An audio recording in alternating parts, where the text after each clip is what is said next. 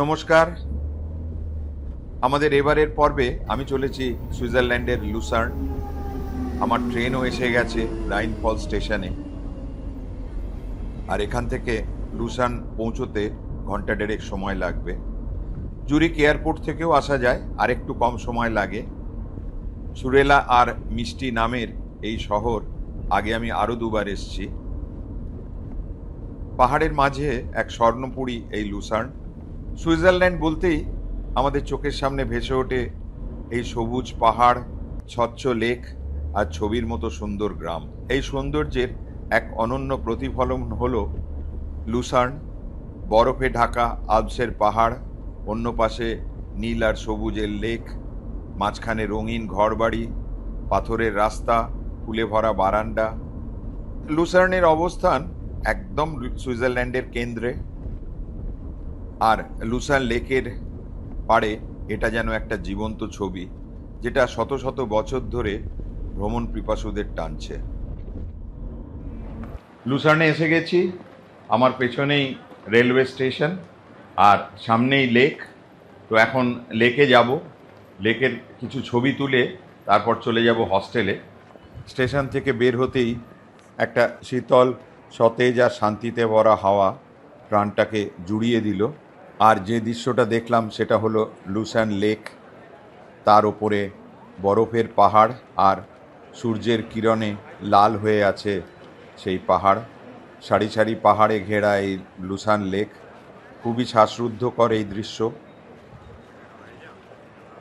হাঁসেরা খেলা করছে, মানুষজন হ্যাং আউট করছেন লেকের ধারে। তবে প্রথম যে কাজটা করতে হবে, আমাকে আমার লাগেজটা রাখতে যেতে হবে হস্টেলে।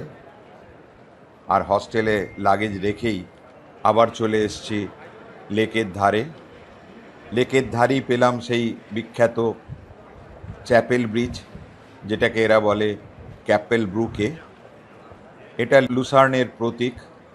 লুসার্নের যে কোনো পোস্টকার্ড ছবিতে এই চ্যাপেল ব্রিজের ছবি দেখতে পাবেন। এটা 1933 সালে তৈরি হয়। ইউরোপের সবচেয়ে পুরনো কাঠের কাভার্ড ব্রিজ, স্থাপত্য ইতিহাসের এক অসাধারণ নিদর্শন। এটার ভেতর দিয়ে চলেছি আর দেখতে পাচ্ছি ছাদের নিচে ত্রিভুজাকার চিত্রগুলো, যা লুসার্নের ইতিহাসকে তুলে ধরেছে। এটা এক অন্য রকমের অনুভূতি। সামনেই দেখতে পাচ্ছি সেই জলের মধ্যে থাকা অক্টাগোনাল ওয়াটার টাওয়ার, যা শত শত বছর ধরে জেলখানা, কখনো কোষাগার, কখনো সংগ্রহশালা হিসেবে ব্যবহৃত হয়েছে। লেকের জলে এই ব্রিজের প্রতিফলন যেন রূপকথার বই থেকে উঠে এসছে। এখানে সন্ধে একটু দেরিতে হয়, তাই হাতে একটু সময় আছে। তো আমি চলে যাব পুরনো শহরের একদম শেষে, যেখানে রয়েছে বিখ্যাত মিউজিক ওয়াল, যেটাকে সিটি ওয়াল বলা হয়, আর তার উপরে বেল টাওয়ার। সিঁড়ি দিয়ে উঠে গেলাম একদম বেল টাওয়ারে। এখানে দেখতে পাচ্ছি সেই বিখ্যাত ফোর্টিফিকেশন, যেটাকে সিটি ওয়াল বা মিউজিক ওয়াল বলা হয়। আর ওপরের ব্যালকনি থেকে অপূর্ব সুন্দর সেই লেকের দৃশ্য। সময় যেন থমকে দাঁড়িয়ে আছে। প্রায় 500 বছর আগে তৈরি এই প্রাচীরের বেশ কিছু টাওয়ার এখনও দাঁড়িয়ে আছে। চারিপাশে প্রচুর ফুলের বাগানও রয়েছে। আর এর পাশেই রয়েছে লায়ন মনুমেন্ট, এটাকে এরা লোয়েন ডেঙ্কামাল বলে। একটা পাথরের দেওয়ালে খোদাই করা একটা হৃদয়স্পর্শী ভাস্কর্য। ফরাসি বিপ্লবে নিহত সুইস গার্ডদের স্মরণে তৈরি এই মৃত্যুমুখী সিংহটি। এরপর আবার চলে এসেছি লেকের ধারে।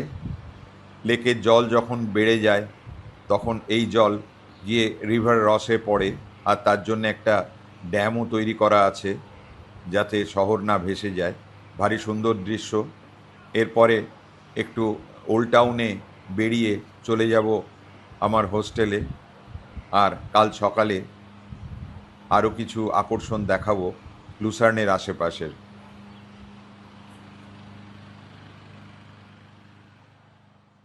আজ শনিবার, তাই সকাল সকাল বেরিয়ে পড়েছি শহর আর লেক বেড়াতে।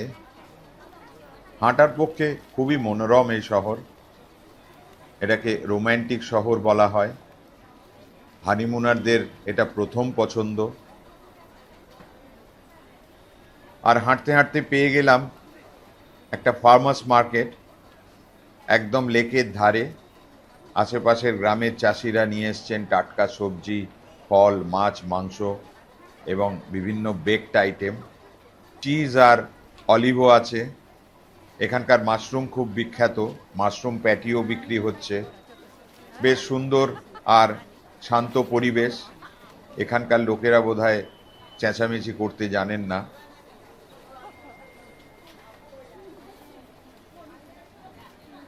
এবারে সেরে নেব লুসানের বিখ্যাত বোট ক্রুজ। বিভিন্ন দামের এবং মানের ক্রুজ আছে, মোটামুটি ঘন্টাখানেক ঘুরে নেওয়া উচিত হবে। লাঞ্চ, সানসেট, ডিনার ক্রুজও আছে। মনোরম পরিবেশ উপভোগ করতে করতে এখানকার বিখ্যাত ওয়াইন টেস্ট করে নিতে পারেন।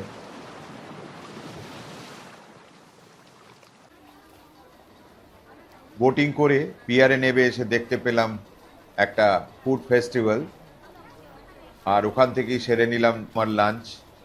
লাঞ্চের পরে চলে যাব মাউন্ট রিগি। মাউন্ট রিগিকে বলা হয় পাহাড়ের রানী।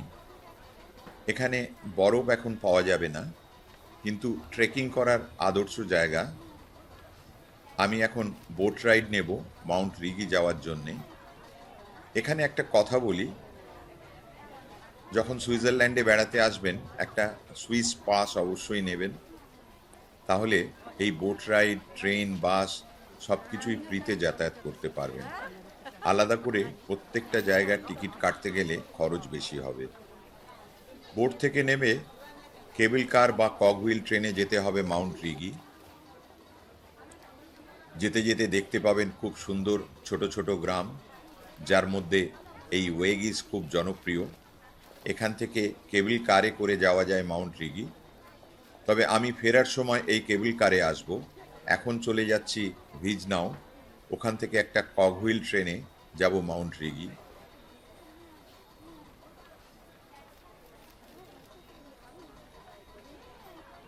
ভিজনাও থেকে একটা ট্রেন পাওয়া যায়, এটাকে ক্লগ হুইল ট্রেন বলা হয়।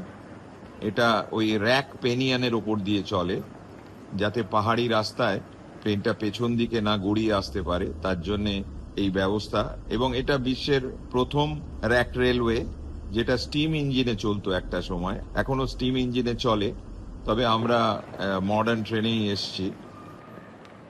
আর এসেই দেখতে পাচ্ছি সেই মাউন্ট রিগির ওপরে বেশ বড় একটা চত্বর, প্রচুর লোক ঘুরে বেড়াচ্ছেন। আর এখানে ট্রেকিং করার জন্য মার্ক করে দেওয়া রয়েছে, কোন দিকে গেলে আপনি কত কিলোমিটার ট্রেকিং করতে হবে আর ফিরে আসতে পারবেন, সেগুলো মার্কিং করা আছে। অনেকে মাউন্টেন বাইকিংও করছেন, তবে অনেকেই আমার মতো বেশিরভাগ লোক ঘুরে বেড়াচ্ছেন আর ওপর থেকে লেক লুসার্ন এবং পাহাড়ের দৃশ্য উপভোগ করছেন। এই জায়গাটা প্রায় ৬,০০০ ফুট উঁচু।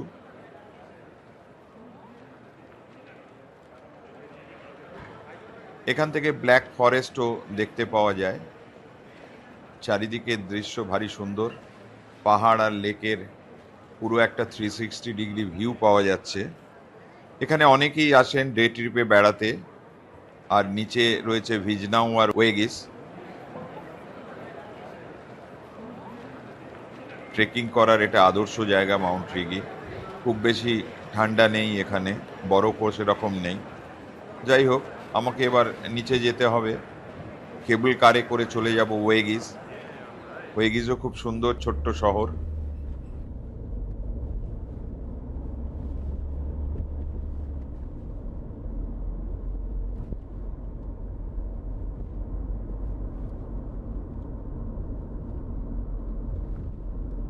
ওয়েগিসের হোটেল রেস্টুরেন্টও প্রচুর আছে ওখানে।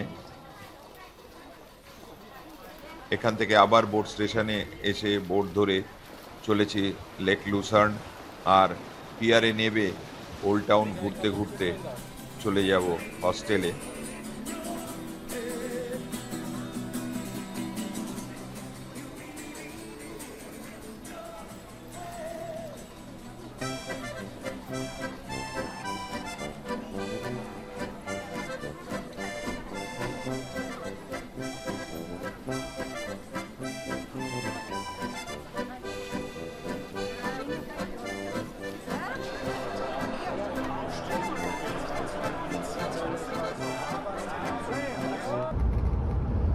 বাস জার্নিতে চলেছি লুসান শহর থেকে মাউন্ট তিতলিস।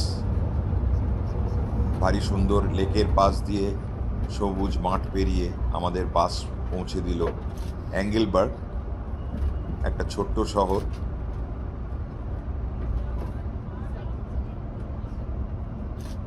এই নামের মানে হলো অ্যাঞ্জেল মাউন্টেন। সকালে ওয়েদার দেখে ভেবেছিলাম বোধহয় গগলসটা কাজে লাগবে না, কিন্তু চটচড়ে রোদ উঠেছে, গগলসটা কাজে লেগেছে। আর এই জায়গাটাও দেবদূতদের বাসভূমি। কাঠের বাড়ি, ব্যালকনিতে রঙিন ফুল, আর দূরে উঁকি দিচ্ছে বরফে ঢাকা পাহাড়ের চূড়া। আর এখান থেকেই শুরু হয়ে গেল আমাদের আসল অ্যাডভেঞ্চার। 10,000 ফুট উঁচু তিতলিসের চূড়ায় পৌঁছানোর জন্যে মোটামুটি দুটো ধাপে আমাদের উঠতে হবে। প্রথমে আমরা তিতলিস এক্সপ্রেস নামের একটা বড় গন্ডোলায় উঠলাম। কাঁচের ভেতর দিয়ে বাইরের দৃশ্য দেখতে দেখতে আমরা ধীরে ধীরে ওপরে উঠতে লাগলাম। সবুজ উপত্যকা, পাইন বন ক্রমশ পিছিয়ে যেতে লাগলো, আর তার জায়গা নিল কালো পাথুরে পাহাড়, আর তার উপর লেগে রয়েছে সাদা বরফ।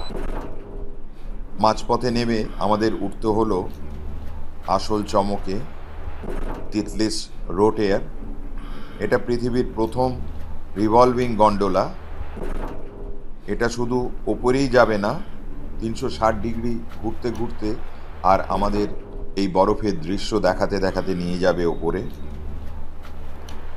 আর এই কাঁচের গোলাকার গন্ডোলার ভেতর দাঁড়িয়ে মনে হচ্ছে যেন এক জাদুকরী রাইডে চলেছি। অবশেষে গন্তব্যে পৌঁছলাম। গন্ডোলা থেকে বের হয়েই একটা কনকনে ঠান্ডা হাওয়া মুখে এসে ঝাপটা মারল, কিন্তু সেই ঠান্ডাকে নিমেষে ভুলিয়ে দিল চারপাশের দৃশ্য। যত দূর চোখ যায় শুধু সাদা আর সাদা। সূর্যের আলো ঠিকরে পড়েছে বরফে, চিকচিক করছে, যেন কোটি কোটি হিরে ছড়িয়ে রেখেছে কেউ। এখানে ঢুকতেই দেখতে পেলাম দিলওয়ালে দুলহানিয়া লে যায়েঙ্গের বিখ্যাত সেই ছবি। তার শুটিং এখানে হয়েছিল। রোদ্দুরের তেজ বেশ মিষ্টি লাগছে। 2 ডিগ্রি সেন্টিগ্রেড টেম্পারেচার হলেও ঠান্ডা লাগছে না। এখানে অনেক কিছু অ্যাক্টিভিটি আছে সময়কে কাজে লাগানোর জন্য, তবে তার জন্য এক্সট্রা টিকিট কাটতে হতে পারে। যেমন চেয়ার লিফট আছে বরফের ওপর দিয়ে ওঠানামা করার জন্য, তবে এটা মূলত স্কি রাইডারদের জন্য। স্কি করতে করতে নিচে চলে যান, আবার চেয়ার লিফটে করে ওপরে উঠে আসেন। আছে তিতলিস ক্লিফ ওয়াক। এটা একটা ঝুলন্ত সেতু, 100 মিটার লম্বা। হেঁটে যাওয়ার রোমাঞ্চই আলাদা। আবার চলে যেতে পারেন গ্লেসিয়ার কেভের মধ্যে, দেখতে পারেন 5,000 বছরের পুরনো বরফের এক মায়াবী জগৎ, আর রহস্যময় আলোর মধ্যে বরফের ভাস্কর্য, এক অসাধারণ দৃশ্য। এছাড়া রয়েছে এখানে খাওয়া দাওয়া, কেনাকাটা এবং ফটো স্টুডিওতে ছবি তোলারও ব্যবস্থা রয়েছে। তবে আবার বলবো যে সুইজারল্যান্ড খুব এক্সপেন্সিভ দেশ, অতএব সেইভাবেই কেনাকাটা করবেন। আর এইসব কেনাকাটা করে চলুন এই রেস্টুরেন্টের মধ্যে দিয়ে চলে যাই কেবল কারে, আর কেবল কারে 1 স্টেশন পরে নেমে যাব থ্রুপসি লেক দেখার জন্যে।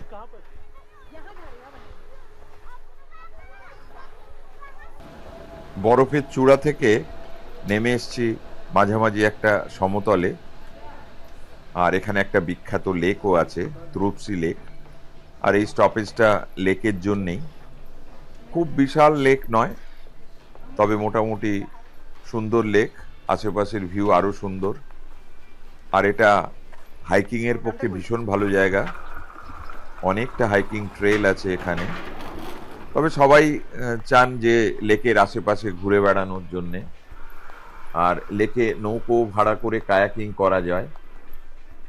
শান্ত স্ফটিক জল লেকের, আর আশেপাশের এই পর্বতমালার মধ্যে লেকে নৌকোয় করে ঘুরে বেড়ানোর একটা আনন্দ আলাদা। যদি মাছ ধরার আগ্রহ থাকে তবে এখানে ছিপ ফেলতে পারেন। ট্রাউট মাছ এখানে পাওয়া যায় বিখ্যাত, আর মাছ ধরলে ভেজে দেওয়ার জন্য রেস্টুরেন্টও আছে, অনেকগুলো ট্রেল আছে, একটা ওয়াটারফল লুপও আছে। তবে এগুলো একটু সময় সাপেক্ষ, এখন প্রায় বিকেল হয়ে এসছে, আর বেশিক্ষণ কেবল কার চলবে না, সুতরাং এবারে আমাদের ফেরার রাস্তা ধরতে হবে।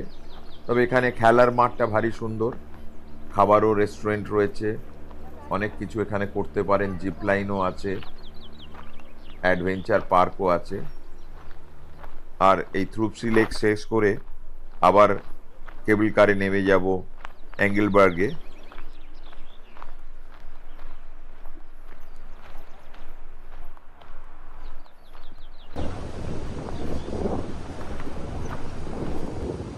মাউন্ট তিতলিশ পরিক্রমা শেষ,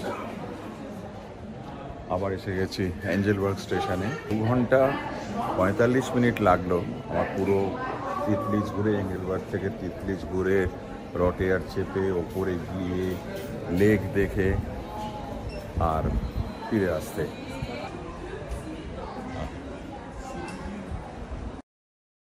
হোটেলও রয়েছে এখানে, পৃথিবীর নামকরা গ্রুপ, তার মধ্যেই হয়তো দেখবেন যে 2-3টে মিউজিয়াম হয়তো এদের রয়েছে।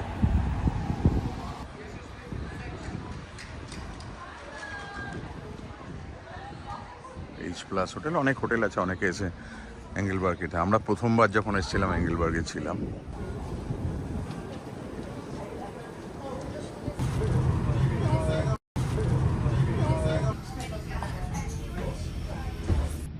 ট্রেনে আবার এসে গেছি লুসান স্টেশনে, এখনো ভালোই আলো আছে। স্টেশনের পাশেই ফুড ফেস্টিভ্যাল চলছে, আর তার পাশেই রয়েছে মিউজিক ফেস্টিভ্যাল। সারা বিশ্বের রকমারি ডিশ পাওয়া যাচ্ছে গরম গরম। পাশেই রাথ হাউস, আর রাথ হাউসের নিচে বিখ্যাত এই বার আছে। আর এই বারে ছিলেন একজন ভারতীয় রিসেপশনিস্ট, তো তার সঙ্গে দু একটা কথা বিনিময় করছিলাম। এদের কাছে একটা বিয়ারের সাইলো রয়েছে, যার থেকে ওদের বিভিন্ন রেস্টুরেন্টে পাইপ দিয়ে সাপ্লাই করা হচ্ছে এই বিয়ার। অভিনব পদ্ধতি, বিয়ারের প্যাকেজিং কমিয়ে দিয়ে লজিস্টিক কিভাবে মেনটেন করা যায়, এই প্রচেষ্টা দেখে খুব ভালো লাগলো।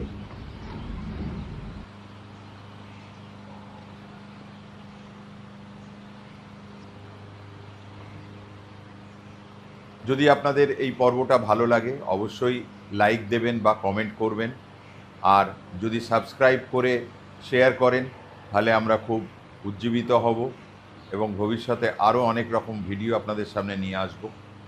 নমস্কার, ভালো থাকবেন।